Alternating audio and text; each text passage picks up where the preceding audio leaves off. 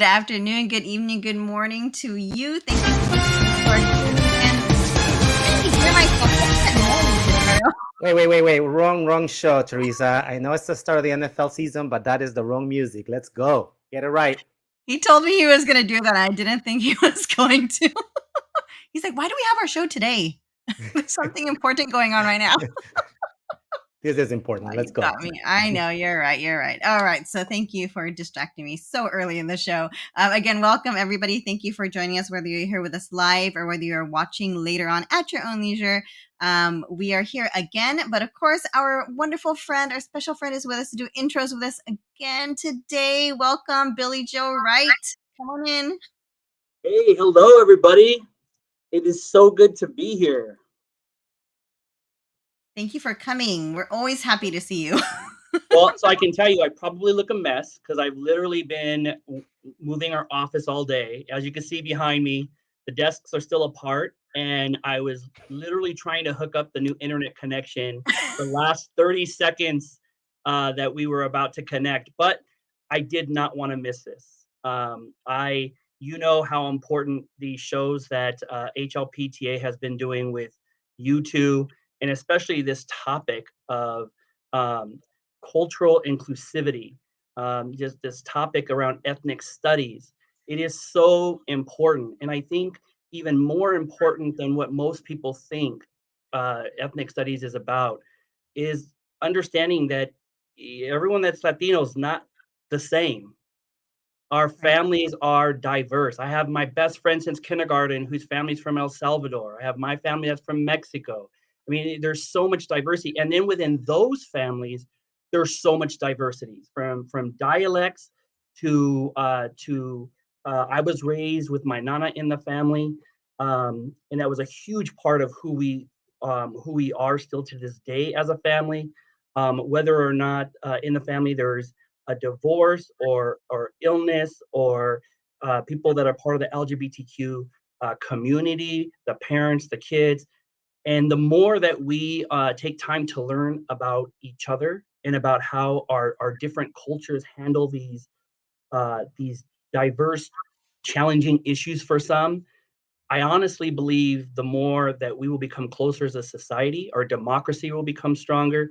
And most importantly, for the work that we do, the students in our classes will really have a lowered effective filter and be supported enough to learn. So again, I don't pop into these things because I'm the expert. I pop into these things because I am so proud of the work that we do. And it's emotional watching these things and then hearing people's responses to the last episode, the responses from people that have been ongoing. I know you've shared some, I've had the same thing from people passing me and talking about it. And it's, on one hand, it's really sad that we don't, that people have been longing for this. And then on the other hand, it's so exciting that we're doing this. And we are in a district with a very strong union. Hacienda La Puente Teachers Association is known as a leader in this area. The California Teachers Association for the state is a leader in this area. And the National Education Association, the largest union in the country, 3 million people, Dr. Jill Biden is a member, has really been leading this work when it was less popular. And in our district, we also have leadership from our board president, Christine Salazar, who has really been a leader in supporting these types of things. It's one thing to sit on a board and do a vote. It's another thing to walk into meetings and ask, where's this policy? Where's this resolution? And so for us to have a board president like Christine Salazar, to have an entire board that is really supportive of these issues and our students, and then our superintendent, Dr. Jimenez, our new assistant superintendent, Dr. Isaiah. We have a team that's in place that understands this, and I will even extend that over to our business department with Mr. Roy Chowdhury, who understands why it's important to put money behind this type of stuff to give our students what they deserve, as well as our assistant superintendent of human resources, Dr. Lovato, who understands the importance of these types of positions that we're going to highlight today. So I won't keep going on, but I wanted to lay that out because for us, in the time period that we're in, when there's these quote unquote culture wars, which really I call them political wars. They're not culture wars. They're political wars of people wanting to keep the power that they've had and make sure that other people don't come in to their power grab. But in a time like that, we have a district that has put money behind these types of programs. We have an association that has put money behind these programs. And most importantly, we have leaders like you two that are so well respected by the entire HLPTA membership and staff of this district that are willing to follow you. They trust you. They trust you. And that's a big thing with this type of work. Just like the teacher in the classroom, it goes nowhere if we don't build relationships of trust. So I want to thank you too. I want to thank our entire district. I want to thank our HLPTA leadership. And now I want to introduce Ron. I'm going to call him Ron because Ron is one of those people that his reputation precedes him. For someone like me as a president to hear from my members that a consultant that the district brought in, that my members felt heard, they felt that they were treated as professionals, it means a lot. And so to have heard so much about you, Ron, from people that we incredibly respect, and then to have you hired in our district, I think it shows that our district is committed to this work. And for HLPTA to want to have you as a guest as soon as possible, we would have done it sooner, but we want to make sure you were approved all the way. For us to have you as well, it just shows you that we are committed and that in this district, we're a labor management district and we work to put our students first, from our superintendent to our entire board, to our local association, to our leaders like Teresa and Ricardo, and to our staff that's at the school sites. So Ron, I just want to thank you for what you're here. And this big introduction is because we're going to hold you accountable, brother. We're going to hold you accountable, and I know you're up to the work. So welcome, Ron. Thank you, Billy Joe, for the introduction, and I'm ready to work together and collaborate on this project. Thanks for having me on, y'all. So this is where I duck out. Thank you for the warm introduction, Billy Joe. This is where I duck out because again, I'm not the expert here. I'll be back in the classroom next year, so I will be one of the teachers learning from you this year, especially starting the second half of this year as I prepare to enter the classroom again next year. So I will then follow along online as an audience member, as a learner, and as a cheerleader for the work that you're all doing. So thank you, and have a great show, everybody. Thank you, Bye, Billy Billy. Joe. Bye. Bye. Good to see you. Thank you. All right, everyone. So here we go. We're about to get started. So we are going to continue our topic from a few weeks ago, and what we started was strategies for culturally inclusive teaching, and we are on episode 2 today. Last week we were with Efrain, and today we are with Ron Espíritu, who is right here, and we are going to talk all about him before we give him a chance to talk, because we know he probably hates this part. He's a very humble person, and he probably is like, please stop. But we can't, we have to introduce you to who he is and what he has done for this work. And then we're going to give him a chance to speak and take over the rest of the show. But we have to talk about him a bit first. But before that, we always talk about our purpose and our objectives. So our purpose today is, and for this whole series really, is to examine the importance of embracing human diversity, right? Not just in the classroom, but overall. So our objective is, what is ethnic studies? How can it look in my classroom? Discuss the importance of different cultures and perspectives in the classroom, because we've heard this phrase going around so much, especially recently, and Ron has been in there for a long, long time. But we're going to talk about exactly what it is and what does that look like for us? How can we bring this back into our classroom? So let's keep going. All right. So I grabbed this quote from watching Ron. You could Google Ron Espíritu and you will find tons of stuff. There will be a long list.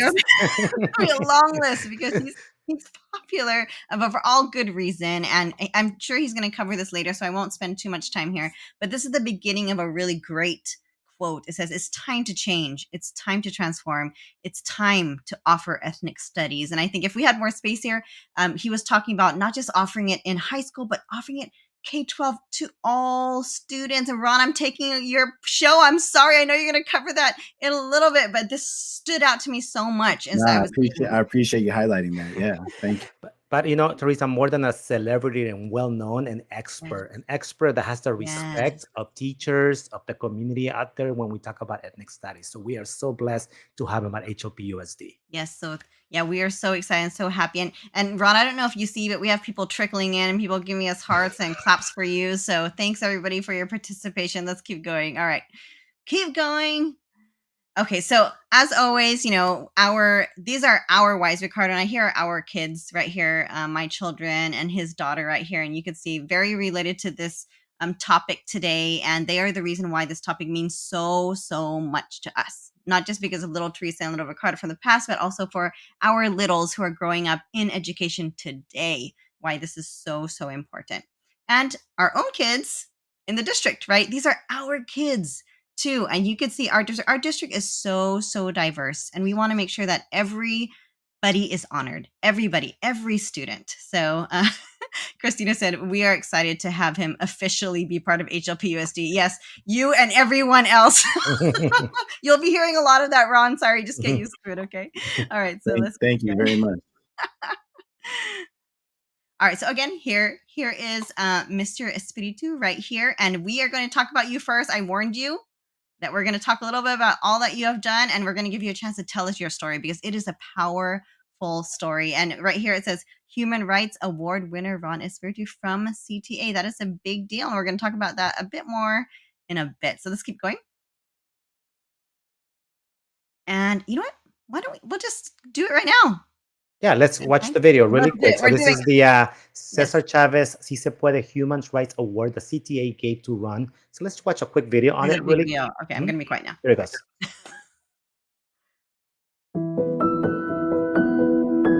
I've been teaching high school ethnic studies for the past 17 years. About 8 years ago, I joined Camino Nuevo Teachers Association, and within our union and within our organization, Camino Nuevo Charter Academy, we started K through 12 ethnic studies program. I'm full-time leading that program, working directly with elementary school teachers, with social studies teachers, with teachers across the organization, and finding creative ways to implement ethnic studies in their content classes and sorry about that. Advisory programs and seminar classes in any kind of creative way we can think of. Ethnic studies pedagogy taught at different grade levels and different academic disciplines leads to higher academic achievement, increased results in attendance rates, GPA rates, less behavioral problems with students, higher graduation rates, higher college acceptance rates. It has proven academic benefits, but it also has proven social benefits in terms of their positive sense of self, in terms of their cultural understanding, their connection to their families, to their ancestors. And these are key in developing those intellectual academic identities that is crucial for students in wanting to pursue higher education. The whole goal of ethnic studies is to come back into the communities that they're from to contribute positively to social justice movements, to organizations that promote health and wellness, to racial justice work, to immigrant rights work, to become teachers and educators, to become artists and filmmakers. And so we know that ethnic studies as a project is something that benefits our students, but in turn benefits our communities. Education, social justice education, ethnic studies, pedagogy is one of those places that has the power and potential to really change and transform people, because I've been transformed by my students, and I think in turn we've transformed each other.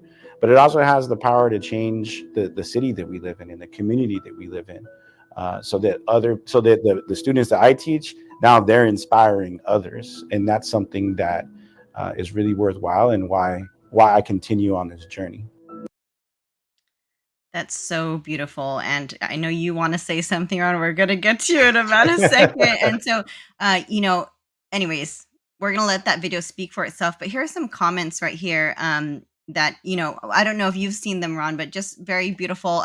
hope to influence others like he does and help grow our communities. I love learning and empowering our people. Here's another one. Thank you for helping students engage in meaningful community building. I had to watch this for an assignment.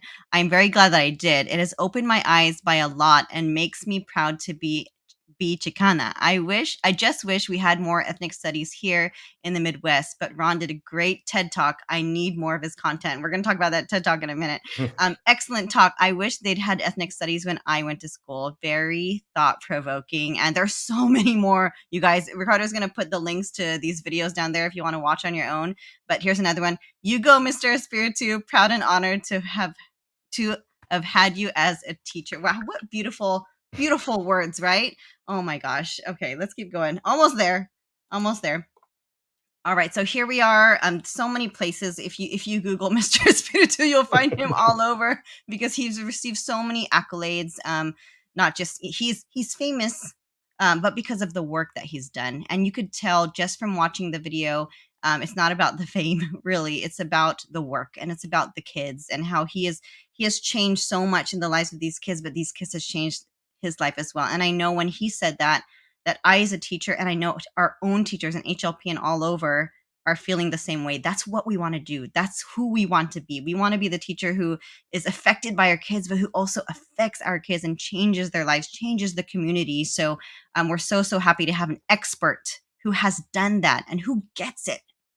Who gets where our teachers are coming from and our kids are coming from. And so just to revisit a little bit, for last week, we started 2 weeks ago, we started culturally inclusive teaching as our series right now. And I know some people say culturally responsive teaching too, right, Ron? We were talking about that the other day. And we were talking with Efrain, who was talking about the importance of primary language, newcomers using their actual language in the classroom, the power of allowing students to use their language, honoring their heritage, not trying to erase it with our society today. So that was a very powerful episode. So if you didn't see that, go back and watch that one. That was a great one. But we continue that conversation today with ethnic studies. And here we are, and we are finally going to let Ron talk. Yes. Finally. So Ron, please, is this finally your turn? We apologize, but thank you. And tell us a little bit about yourself, your story, your journey in ethnic studies. Go ahead and talk to us. Yo, just want to begin by saying thank you. I'm so appreciative of this warm welcome from Billy Joe, from Teresa, from Ricardo. Thank you for inviting me onto the show and allowing me to introduce myself to the community, get to know both of you a little bit more, and also get to know the teachers, the school board, the community here. So it's just really exciting. And that warm introduction, I just like, I'm like an emotional person, right? So like I feel very thankful and very appreciative of both of you for preparing that and for sharing those warm and kind words. Sometimes it's hard to receive, but I receive it and I thank y'all. And leaving someplace, right? I was at Camino Nuevo Charter Academy for the past 8 years, so leaving is challenging after building so much momentum and excitement and connection with my colleagues and my students and the community, and leaving so many projects. But this kind of warm welcome and collaborative energy and this spirit helps me to just be grounded and also super excited about what we have in front of us and the opportunities that we have to work together and to be innovative and to be creative and to find those opportunities that may not be easy to find, but we can be creative together. And I've kind of shared with Ricardo and Teresa that I appreciate, like, a lot of my projects, like ethnic studies projects, are tech based, right, using computers and technology, but also use a lot of like pencil and paper, like art based collaborative work. So already some of the things that Teresa and Ricardo are sharing with me, I know is going to be transformative to my practice. And even the title of this show, right? Transformative technology is something that I'm ready to embrace and learn more from y'all so that we can, have both the best of both worlds, students using those traditional art methods and modes and creating these art pieces and writing and reading and interacting with text while also embracing the technological programming and software and capabilities that y'all bring to the table. So I'm excited to match those and see what we can do together. Yeah. Thank you. I love that. Thank you. Thank you so much for, we're so looking forward. The wheels are turning already, how we can work together, for our kids that could bring in ethnic studies and all this tech and all of our other content to us too. So super excited about that. So, let's start from the beginning. Tell us a little bit more about you. Tell us your story. What is your story? You. I appreciate that opportunity. So before the show, we didn't quite get the directions on how to present. So can y'all go over that? I see the present button. So what do I do from here? I can do We're share going to talk screen? you through it because that's our favorite thing to do. Okay, Ricardo, that's his favorite thing to do. That go. is the how-to. The bottom, go ahead and click present. Uh-huh. And then a window should open and it gives you an option to present your whole screen or just the window, whatever you want to choose. Whatever it's I'm going to do the screen if that's fine. And you won't see us, but we see you, okay, once you present, okay? And go ahead and do that. And then go ahead and, if you have to share sound, I can see it now. Here it comes. So now I got it right here, Ron. There we are. And then if I do slideshow, do you see Yes, it? go ahead. Yeah, and there we go. We're seeing your presentation. Go ahead, sir. Okay, great. Yeah, so this is just some of the images that have been a part of my ethnic studies journey, and some of the projects and some of my students presenting in different spaces and places, some of the teachers, organizers, and activists that have influenced me. And I appreciate this question because for me, ethnic studies at the root is really storytelling. And so as I come into the district and I'm learning from people, like one of the first things I tell folks is, I want to know your story. I'm curious about your own journey. I'm curious about your family's history, your ethnic identity, your racial identity, the multiple parts of the complexities of our identities, right? Which includes intersectionality, which I appreciate because that's actually the title of the program, right? Intersectional Ethnic Studies. And that's an intentional choice that the school board and the community and the teachers and so many different people that have been a part of the process to bring ethnic studies to HLPUSD have been about, right? So a part of my journey in ethnic studies is that a lot of what I learned about ethnic studies came from my family and they came from the community. And so some of the most important ethnic studies educators that I had were not traditional teachers or professors. So I grew up in South Texas, in San Antonio. That's where I'm originally from. I'm a second generation educator. I'm going to share about my family in a minute. But one of the places that I was introduced to ethnic studies is through poetry. And some of the specific poets here, people like Raul Salinas, a Chicano poet from San Antonio and from Austin, Texas, Luis Reyes Rivera, a Puerto Rican or Nuyorican poet from New York City. And a lot of the poets here, people like Jose Montoya, a Chicano poet from Sacramento, Royal Chicano Air Force, or folks like Tato Lavierra or Roberto Vargas, who are all pictured in this slide. These were people that I met in college. And when I met them, they introduced me to a journey of social justice, of cultural awakening, of a spiritual awakening, and an excitement to be a learner and to be an intellectual and to know that if I study enough, then I can figure out how to place both myself and my family on this like larger historical timeline. And so for me, ethnic studies was introduced to me through poetry and through poets and activists. And I also learned an important lesson, right? I went from a large public high school in San Antonio, Texas, to a liberal arts college in Western Massachusetts called Amherst College. And there they didn't have ethnic studies or Latinx or Chicano studies, but they did have a really strong Black studies program. And are y'all hearing me okay? Oh yes, we got yeah, you. we are Yeah. totally engaged. I can't see y'all, but Yes. but so it was actually the Black Studies department that really embraced me and that allowed me to learn both about African American history, culture, identity, and learn about the Black Studies movement, and also learn about myself as a Chicano from South Texas. And so through the Black Studies department, I linked up with some sociology professors, and there's 5 colleges in that area, and I was able to create like an interdisciplinary ethnic studies major where I studied Chicano literature and Neo-Rican literature. And that was one of the most important lessons I learned as an 18, 19, 20-year-old, right? When something doesn't exist, there's the potential and the power to create. And so that creation of that interdisciplinary ethnic studies program was that lesson that I needed as a youngster to be able to start my career in education not that long after. I started teaching when I was 21 years old in Watts at Locke High School.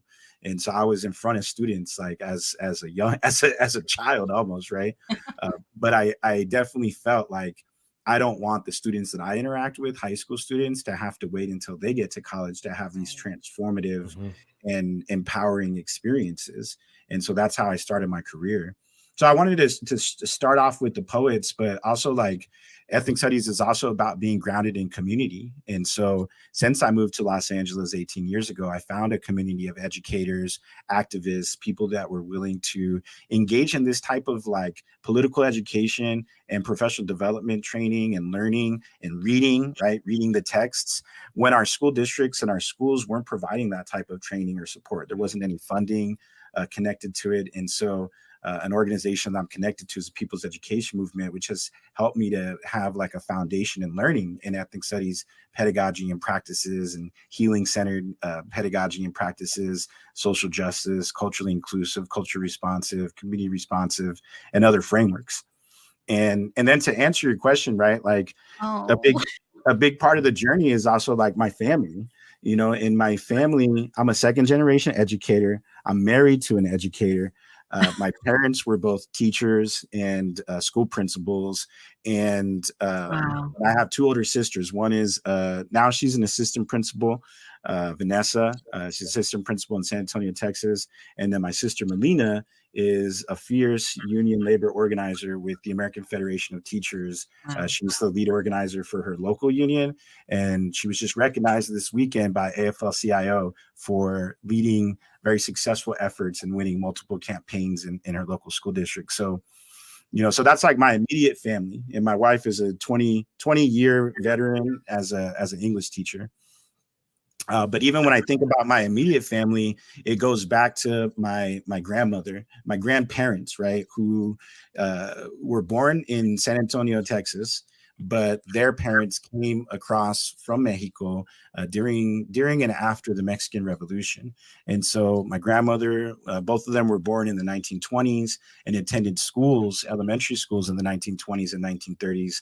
You know, and whenever I talk about these stories because it's important. So my grandmothers were not allowed to speak Spanish in their schools. They were corporally punished, you know, they were humiliated, like many millions of Mexican American, Chicanos, and other immigrants in this country who were not allowed to speak their, you know, both Spanish language. This is the same experience that indigenous students and Native American students had at boarding schools.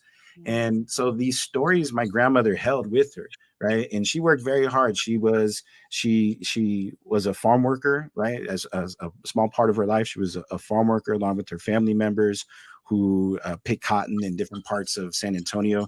During World War II, she supported the war effort in working in some of the military bases, producing some of the items that were needed for war. But she told these stories to my mother, right? My mother's here on the right side, who Dora Espíritu in 1975, she became a bilingual education teacher at that same school that my grandmother attended.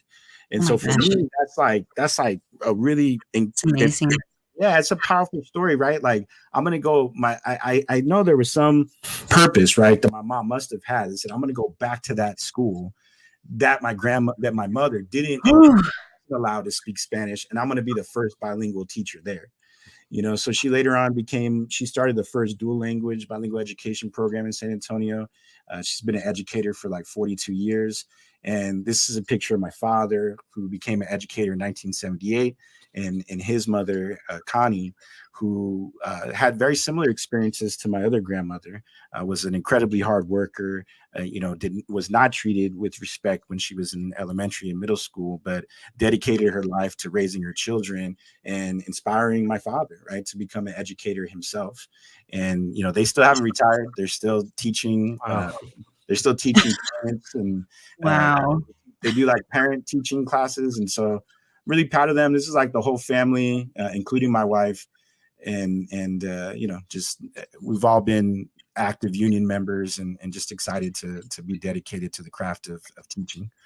So yeah, those are some of the things I wanted to share. When I work with students and when I work with other teachers, like I bring all of that story with me, the story of my family and the story of the history, and then going back and thinking like, how can I place myself on that historical timeline and help others to do the same? Yeah. Thanks for letting me share, y'all. And thanks for the question. Oh my goodness.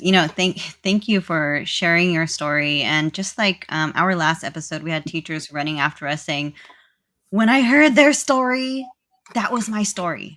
I heard myself in their story. And I know for a fact that we have people watching it right now who are saying the exact same thing. Maybe they don't have teacher parents and siblings and things like, or maybe they do, or maybe they just, they understand what it means, And so, so thank you for sharing your story. And for those of you who didn't, when we met Ron for the first time, one of the first questions he asked us was about our stories. How often does that happen? That's so rare. So you could see how important he knows how important it is to hear people's stories. And so that's so powerful. So Billy Joe Wright said, our stories matter. Our students' stories matter. Exactly. And so we're starting to have this conversation with our teachers. And it's so funny. They're running after us saying, that was our story. And then I would go, you and I have known each other for 15 years. How did I never hear your story? But what a great point, Teresa. I remember Ron saying, okay, give me 5 minutes, tell me your story, right? And I sat there and I talked to Ron, and we found this common ground. Like his wife is from El Salvador, right? I'm Salvadorian, right? That experience, and just being able to relate and find common ground, and also create those connections that you probably would have not created if you don't give the time for those students or those teachers to tell their stories. Yeah, and I felt like in that moment, I felt like I mattered. And so me as an adult feeling that, just imagine the kids. If you ask the kids, tell me your story, I want to get to know you, that's how important you are to me, then all of a sudden they're like, oh, I matter. That's really, really important. So thank you, Ron, for modeling that, because now I feel like that's something I would do now. So thank you, and for sharing your story. That was just an amazing story. I was like, please share the story about your grandmother. It's something that really, we heard it. I heard it in one of your features, and I just wanted the world to know about that, because it's an amazing, amazing story. And no wonder you are in this field right now. And I think Ricardo has brought on the screen another video he wants to share. Christina said, every student wants to be heard. And that is the truth. It's even those students like me who might have been very quiet, and you might feel like either she doesn't want to share or she has nothing to share. And those are both wrong. I had something to share and I wanted to share. I just was never asked. Sometimes that's all it takes, right? Before we continue with the questions, I do want to share part of this video. This is actually Ron when he was in the classroom. His class was actually featured in this documentary for Big City Labs, and I wanted to make sure that I play that. Okay, I'll play a couple of minutes from it really quick so we can see it.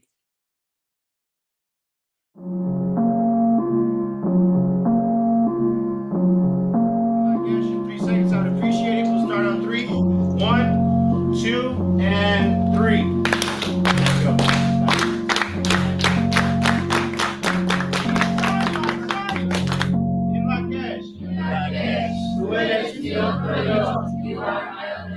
Big City Lab experience has been something really transformative. Seeing my students perform their poetry and talking about their research topics and kind of watching the development over the past 12 weeks.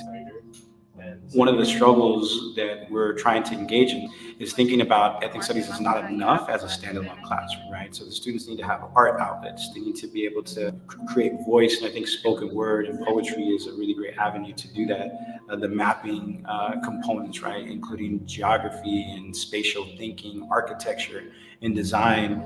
I think this multidisciplinary approach is really the future and what's important for educators that are trying to do social justice work. And as an ethnic studies practitioner, that's something that I learned through this experience.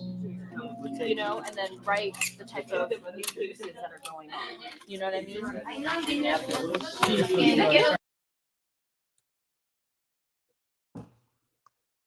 We can hear you, Teresa. Are you muted?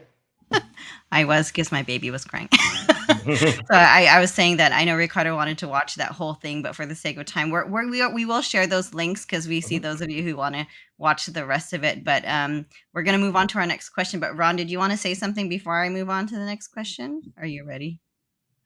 I just wanted to say that, like, that specific experience, like creating partnerships in the community and having like professional graphic design artists, poets, community organizers, activists, like artists come, are the type of partnerships I hope to bring to HLPUSD, so that our students can have these rich experiences. And it does take creativity, you know, it takes like reaching out and connecting with folks and finding those opportunities to kind of bring the table to the students, and that experience was really powerful and exciting, and so I'm looking forward to those here in this school district as well. Bring the table to our students. I like that. I'm just going to write down all these quotes Oh, during this whole show. Yes, we look forward to that. We look forward to witnessing it, and we look forward to for our kids to experience that. And so we have Alex here that said, thanks y'all for putting this on. Much love. Thank you, Alex, for watching, and thank you for everyone else. All right, so the next questions, you know, you probably have already answered them, as we've already been talking on this show, but we're just going to go over them briefly. We don't want to miss anything here. So this first one is pretty obvious. What is ethnic studies? I think a lot of us have an idea of what it is, but to you, what is ethnic studies, and why is it important for students to learn about different cultures and perspectives? Yeah, thanks for the question. I mean, I think that there's long answers and short answers. I think the short answer is ethnic studies is storytelling. Ethnic studies is learning and being curious about others and knowing your own story, whatever it is, whatever complex part of your story, whatever it is, it's knowing that part of your story, owning it, being proud of it, and you know, like processing through the complexities, because our lives are, each of us have our own unique lives, different privileges, different positionalities, different experiences, different traumas. And so knowing that and developing that empathy, I think, is so key. One of my good friends and colleagues, Pablo de Paz, who's a co-founder of the former ethnic studies program that I led for the last 8 years, that's what he talked to me a lot. He said, if we can have our students develop these concepts of empathy and solidarity through intersectionality, then that's like the key of what we're trying to do. And when we think about like the context of the country right now, this is what we need. It really is. You know, it's like the critical thinking of what we need. And I think beyond that, ethnic studies is also a lens to view history with criticality, a lens to view history with a critical lens. You know, that comes from like Dr. Goldie Muhammad. Her book, Cultivating Genius, isn't necessarily like an ethnic studies book, right? But her framework is called the historically and culturally responsive literary framework, right? And in that framework, she pulled from the Black literacy societies that were developed both during and after Reconstruction, after the end of the Civil War and emancipation. She pulls from these African-American literary societies who were pushing young folks and community members to learn with each other, reading newspapers, reading books, developing different hobbies and skill sets. And how do we then apply that knowledge, that understanding, those skill sets to solving the problems in our community, but more specifically challenging these systems of oppression through the courts, right? And challenging them through the court systems, by challenging them through direct action and organizing and activism. So these are like the precursor to the civil rights movement, by knowing, you know, the steps that we need to take to talk to elected officials, to negotiate and try to make change. You know, and I'm reminded of Dr. King's letter from a Birmingham jail, where he outlines those 4 steps, right? Collect the facts to determine if an injustice exists, negotiate with those in positions of power, If that doesn't work, then you prepare, you engage in self-purification, prepare and organize and get people together, and then you engage in the direct action. So I think that's a part of thinking about ethnic studies as well, as those important lessons. I'm going to share my screen to share a framework that I've learned, right? That's borrowed from some really key ethnic studies scholars and activists. So this is a graphic that I've been using for many years that comes from an article called Towards an Ethnic Studies Pedagogy that is written by Dr. Alison Santiago Cabales, Dr. Christine Sleater, and a number of others. I can't remember all the names on this article, but it was a group effort. They came together and they outline, there's more than just these, right? But they outline these four frameworks for ethnic studies. So at the top, there's a quote from the article. It says, the purpose, context, and content of what is being taught encourages and leads to community responsiveness grounded in social justice. And in the pursuit of this, academic rigor is not compromised, but rather heightened through applied critical consciousness, direct and reflective action, and the growing of transformative leaders. Wow. And so they outline these four frameworks, right? Number one, they talk about ethnic studies being decolonial. And I have some projects that I wanted to share what that means, but it's basically challenging 500 plus years of colonization and thinking, how do we both stop the current efforts of colonization that's happening when we think about environmental degradation and pollution and the stealing of land and resources and water from Native Indigenous communities. We think about an anti-racism or an anti-oppression. So literally challenging homophobia, transphobia, racism, xenophobia, ableism, racism, white supremacy, right? Like that's a part of ethnic studies, is actively working to challenge these systems. In fact, the project of ethnic studies is to eliminate racism and other forms of oppression, which is like a daunting task, but it's also like a worthy effort. Another idea is being culturally responsive, and that means that we have to learn and be place-based, right? We call it place-based pedagogy.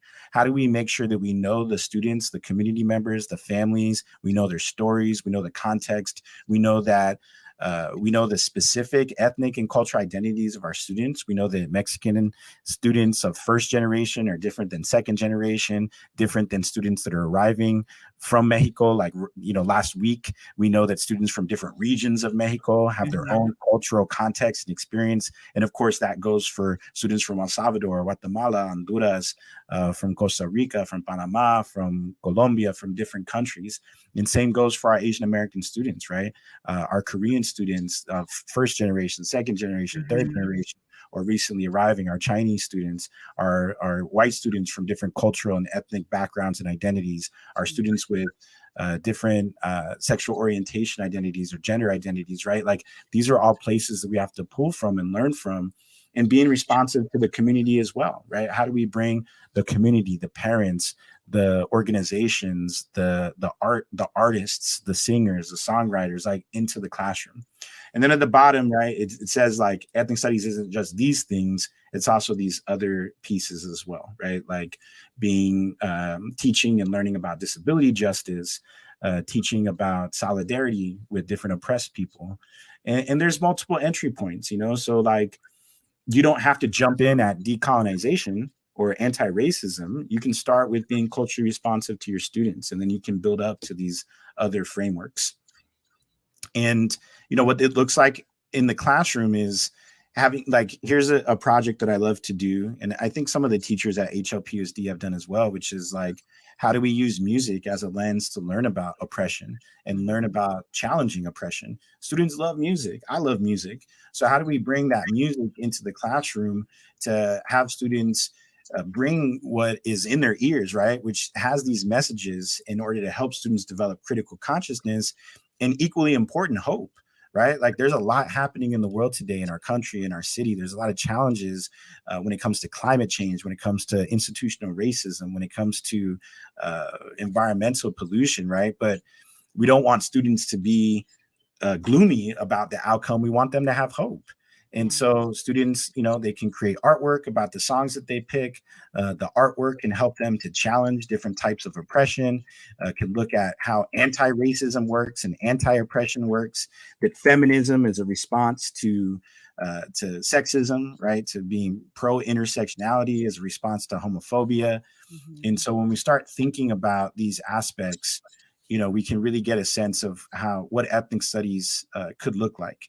And, so here's a project where students, as a decolonial project, right? Students, when we learn about 7th grade standards, right? Talk about Maya, Aztec, Mexica, and other indigenous groups. And we also learned that like books were burned and destroyed during this time. But giving an opportunity for students to actually create a Amachlis or codices is a way to show them that our ancestors' knowledge, history, culture, artwork never left. It still exists. Right? And that includes doing math. It's hard to see, but doing algebra 2 and Maya hieroglyphic numbers, right? And bringing these stories into the table. So I have one of the projects here just to show, and we can move to another question. But this is where I say I like that artwork, right? Oh. This is like students learning from different artists, different indigenous, Latinx, Chicanx artists. Here's students doing algebra 2 over here. Algebra 2 and Maya. Wow. Right. So this is actually like their math problems that they did, but with Maya numbers.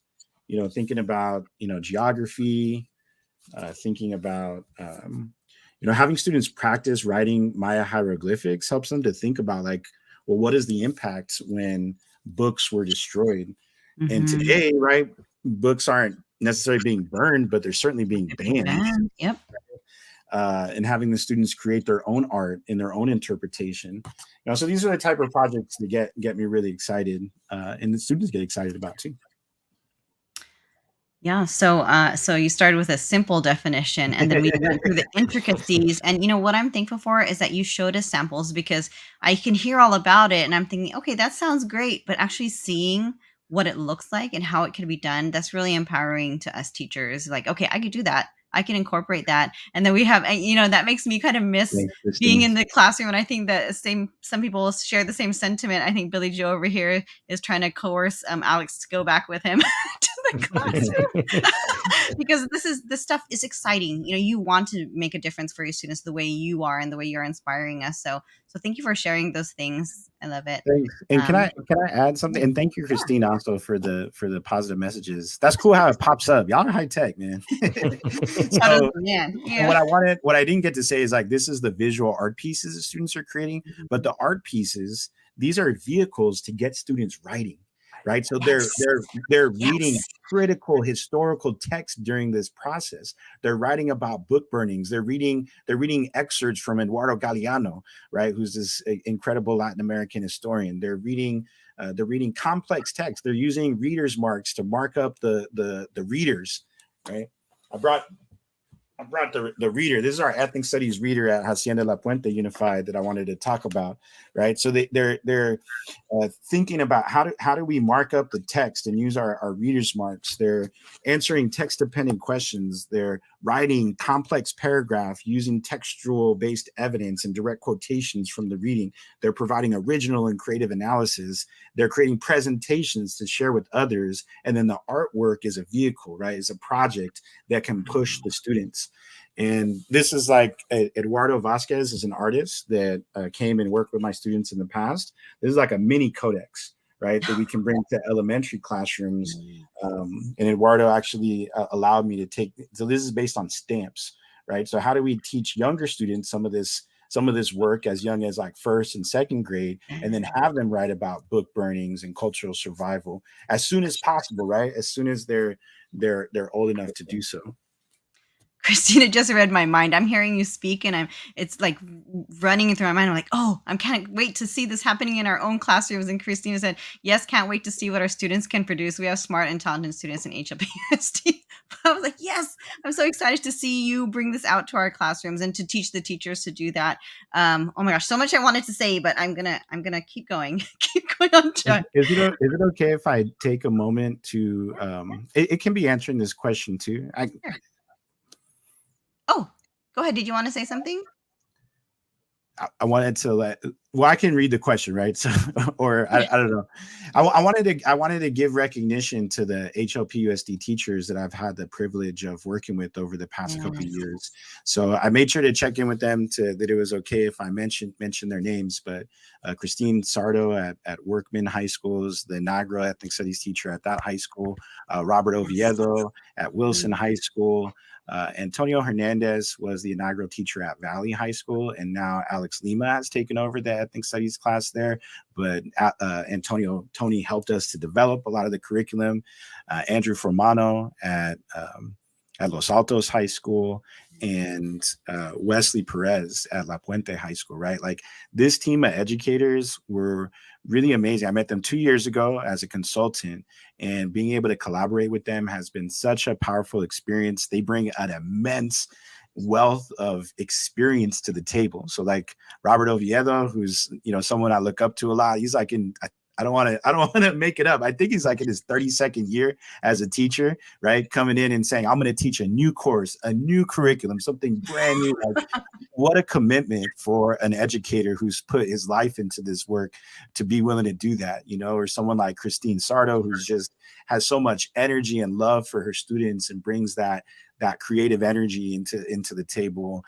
And I mean, I could say things about each of them. Andrew Formano, who's the athletic director of the high school for the last 10 years and is now the ethnic studies teacher there. And if anybody knows Wesley Perez at La Puente High School, I don't know where he gets his energy, but he's got it stored somewhere. I mean, he's got a Keurig coffee in his classroom. I don't know if that's it, but he has endless energy that he's bringing to his students with these projects. So creating I know I've seen course readers before, right? But creating a course reader, getting it approved by the school board, getting all the copyright permissions. I mean, that was an exciting endeavor just in and of itself. Tony Hernandez at Valley, bringing so much energy to the table. And now we have Alex Lima, who is another 28-year veteran of the district, right? So just been really privileged to work with that team. And then I'm excited to work with Teresa, Ricardo, so many of the TOSAs and teachers. So there's just a wealth of knowledge and experience. And the conversation that we were having, we were saying there's teachers that are already doing this work. Yeah. They're already doing ethnic studies pedagogy, culturally responsive pedagogy, empowering transformative curriculum and practices, building, powerful and loving relationships with students. And so this is already happening in the district. And that's exciting, right? To come in and learn from all them folks. And I wanted to ask if y'all would share a little bit about Ricardo. You blew my mind this week when you showed me those VR glasses with the experiential learning. Can you please talk about that, man? I cannot wait to see that in our classroom. Yes, we're actually going to be bringing some of those lessons into our ethnic studies classes. But last year we had the chance to go into some U.S. history classes. And we actually got to use those VR glasses, and our students got to experience Dr. Martin Luther King's speech, right? And as he is doing his speech, they get to go through 3 different experiences: how hard it was for a person of color to actually own land in those times and own a house, and they play a game, and their loan gets denied. Basically, there's a different things being done around the community that are bringing pollution and crime and other things, right? Then we have pulled over. What does it feel to be pulled over by a police officer when a person of color? And finally, how hard voting rights were, how difficult it was for a person of color when it came to voting rights. So to have our students experience that and be able to listen, hear it, and feel it is just incredible. We're actually going to a middle school next week, also with VR, where in Ms. Gherkin class, we're actually going to be learning about what the slaves coming from Africa felt, and what it was to be on one of those boats and going downstairs to the boat and getting the experience and listening what it was like. So yeah, we're very excited to be able to bring that technology with what you are doing right now. It's going to be amazing. But more than that, I was telling you, Ron, I was listening to your TED Talk yesterday, and you talking about the banning of books in Arizona, right? And talking about the libro traficantes. And me as an AP Spanish literature teacher to hear this, because we have a list of readings that we have to do, and to hear that our students in Arizona couldn't read 2 of those readings because they were in the banned list. And then to make that trip to Arizona on a Saturday and to sit with a professor from Texas and actually teach those readings to our students outside of the classroom, because we wanted to make sure that they succeeded, if they were in the AP exam. So yeah, we are in with you, man. Crazy. Definitely. Yeah. Thank you, Ron, for, for giving a shout out to our teachers, because you are an expert and you are the expert, but we also have our own experts already doing the work. And Billy Joe did say that in the chat as well, saying, we have these teachers who are already doing amazing things. And, little birdie told me that we might even have them on the show soon. So hopefully you could join us on that day too, as our ethnic studies I would teachers. love to. We can feel their energy and hear about their their effort to bring this to the district. Along with the parents and organizers and activists who have fought for a very long time, along with the school board, along with district leaders. This has been a real collective, community-based process in collaboration with the district, which is so exciting. And you can tell, from, our comments and, how much support we are getting from the district. So we're so thankful to be in this together, for our kids. Absolutely. Yes. So, here we go. So back to, as a teacher listening to this, I'm super inspired. I'm excited. I want to do things, but what? So now what? So what are some strategies to help build strong relationships with students from different backgrounds and foster a sense of belonging and respect in the classroom? And I know you showed some samples too, but is there anything else you want to add for this question? Some strategies that teachers can, start right away. I mean, it's a lot of what folks are doing already. So I think that there are some really important theoretical foundations that we can collectively learn about ethnic studies pedagogy that can be added to our repertoire as teachers, right? So how can we strengthen the practices that we have to bring in these lenses, right? The ones that I mentioned, like anti-oppression, culture responsive, community responsive, challenging colonization through a decolonial lens, disability justice, LGBTQ rights, like gender justice, right? Like feminist approaches. These are things that we can learn at age appropriate levels, right? At age appropriate ways at different grade levels. And where I'm coming from, I was putting a lot of energy into elementary ethnic studies. And so I know that that's possible to engage in this work with the younger students, and they are curious and they have their own ideas and they live in the world that we live in, and they can see what's fair and not fair. One of my favorite books is a book by Emma Tenayuca, who is a Mexican-American labor organizer in San Antonio, Texas, where I'm from. And the book is simply called "That's Not Fair," right? And kids know. Our kids know that phrase. The kids know what's fair. And so we introduce them to people in history who also saw that's not fair, and we can do something about it, then they can live that life as themselves. Again, at age appropriate ways, at age appropriate levels, with books that connect to their age level and their reading levels. And there's a way to be creative with this. Ricardo, you talked about book bannings, and I did want to. I love this project that comes to the table, and it's that's my sister. Oh. I was talking about earlier, the Walnut Union Award. I'm proud of her, so we always congratulations. She's talking about her daughter, my niece. So during the pandemic, I was my niece's social studies and ethnic studies teacher. And so we were doing lessons on Zoom through every week, and it was a beautiful part of that difficult time. I wanted to show these pop-up books, right? So as we think about book bannings and ethnic studies bannings, it's happening in different parts of the nation. For a long time, me and a lot of my colleagues have said, you can burn books, right? That happened long ago, 500 years ago, but we're still creating them. They're still popping up. You can ban books, but the knowledge and the history is coming back, right? Oh my goodness. These pop-up books. So this is like a local movement to close the Exide battery recycling plant and engage in environmental justice.